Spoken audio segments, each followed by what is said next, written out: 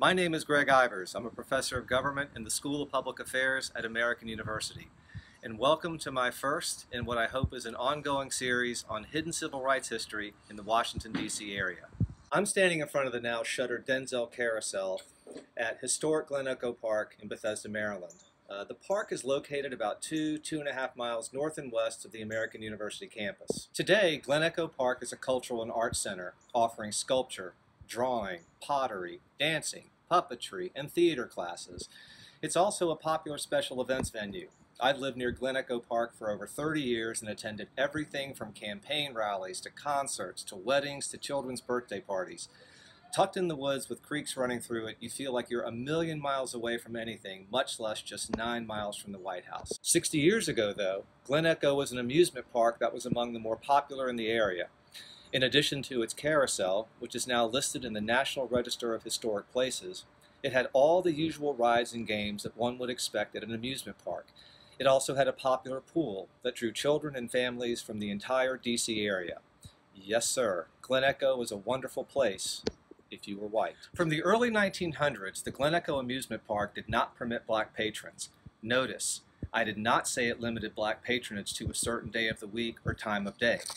It did not admit blacks at all. This was a common feature of Jim Crow segregation. Often there were no separate but equal public accommodations for black people. And until the summer of 1960, no one dared to challenge Glen Echo's restrictive policies. On June 30th, a group of Howard University students that called themselves the Nonviolent Action Group, or NAG, showed up at the park with the intent of purchasing tickets and entering the facility. Now, I'm going to let one of the leaders of that group, Dion Diamond, tell the rest of the story. I had the pleasure recently of interviewing Mr. Diamond for my oral history project on the Southern Civil Rights Movement, and I can assure you that his version is a bit better and a lot more authentic. A native of Petersburg, Virginia, Dion Diamond entered Howard University in the fall of 1959. By the spring of 1960, Mr. Diamond was a leader of the student sit-in movement that successfully desegregated public accommodations in Arlington and Alexandria, Virginia. In the spring of 1961, Mr. Diamond joined the Freedom Rides and served time in various jails in Mississippi, including Parchman Farm. He also served as a field secretary for the Student Nonviolent Coordinating Committee, working on various projects on voter registration in the Deep South. For his efforts, Mr. Diamond was arrested over 30 times. Now, let's meet Dion Diamond. Glen Echo was an amusement park. The Potomac River separated Maryland from Virginia. And Glen Echo was an amusement park where the DC government bused or trolleyed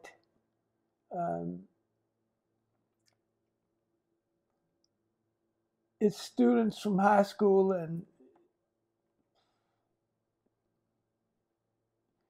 whites only.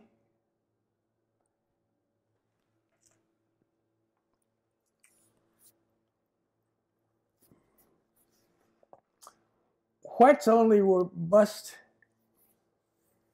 to Glen Echo. And this brings tears to my eyes when I think about when we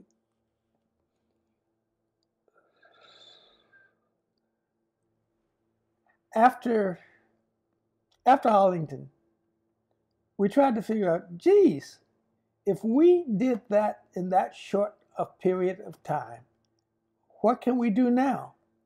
Because that's all of Northern Virginia. Glen Echo Amusement Park.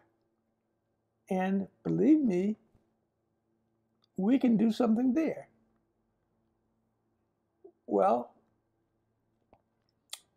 Lawrence Henry and I said, let's deal with Glen Echo. It's an amusement park that's white only.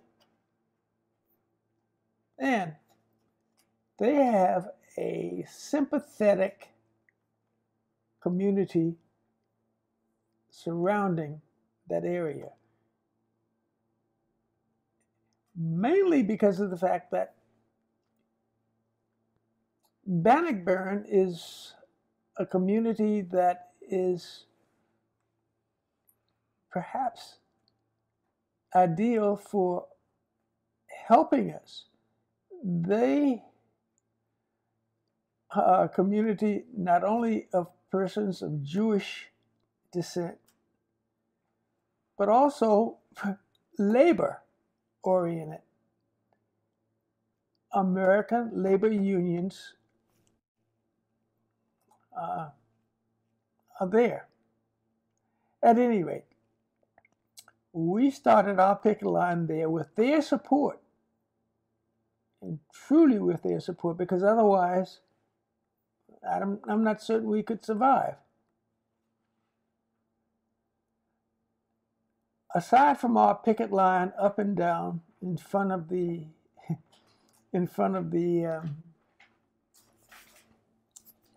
entrance to the park, everybody said, you know, they didn't want black people or persons of color. I'm not certain how schizoid we are now, because I've been colored, I've been Negro, I've been black. The whole thing is kind of strange.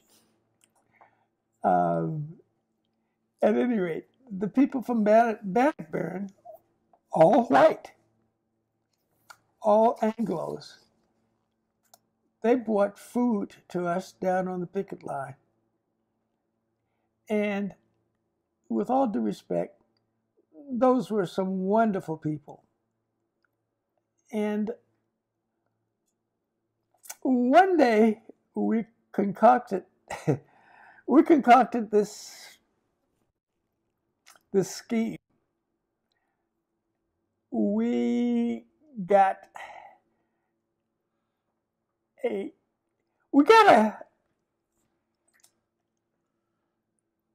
a chauffeured limousine. I mean, chauffeured. White chauffeur, outfitted.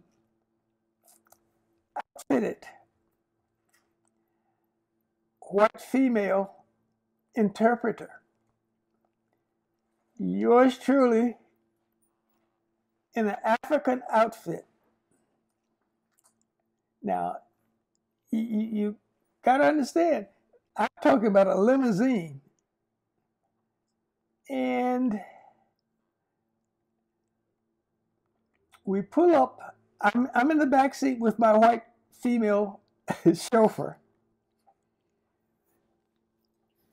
And we pull up in front of the picket line. Everybody on the picket line knew what was going on. Also, the photographers and the newspaper people, they knew what was going on. Anyway, we pull up in front of the main gate, and the chauffeur got out of his side of the car, opened the car for the white female interpreter, and then I get out. Here I am wearing this African outfit, and believe it or not, everything was going on according to the script that we had. I got out, and with my pidgin French, believe me, I had had French for 4 years out of high school, and the chauffeur opens the door, the interpreter comes out, and here we go. I tell the white female interpreter, "Je désire entrer par maintenant." I just wanted to say, I desire to enter the park right now. And here's this guard. And I kept saying, "Je désire entrer le parc maintenant." And of course, he didn't know what the hell I was saying. And of course, I didn't either. He would not let us, I mean, he's flustered. I mean, this is an international event now, because I'm wearing this African garb with with this turban, I suppose. I don't even know what you would call the outfit that I was wearing. But anyway, we knew that it was going to make the next day's paper. Is foreigners can enter the park, but Americans can't. Anyway, And did that make the paper that way? I don't think so. In fact, I don't think we even got in. I mean, we made a U-turn. We just made it. No, we did not get into the park, and I think that did make the paper the next day. But the whole thing was so comical, and I must admit that was one of our most soluble. that was great. Yeah.